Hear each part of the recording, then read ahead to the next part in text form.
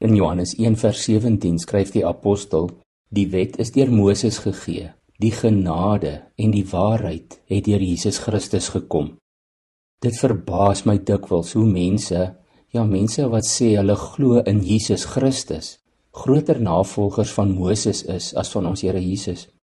Christus het 'n radikale, splinternuwe bedeling gebring.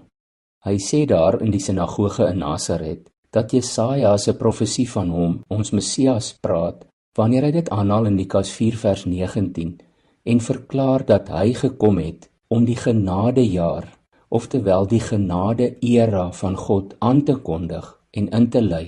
Ons mag nooit uit die oog verloor nie, dat die Here vir Moses gebruik het as 'n leier vir die Israeliete en dat dit letterlik 'n interim reëling was, 'n tussentydse tydelike reëling.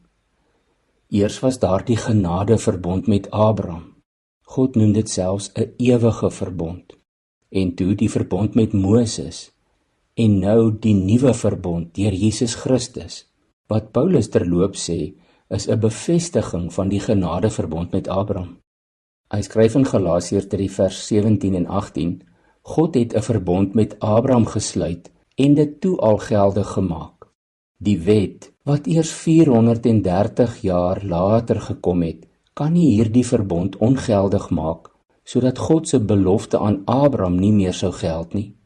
As 'n mens dit wat beloof is kry op grond van die onderhouding van die wet van Moses, dan kry jy dit nie meer op grond van die belofte nie.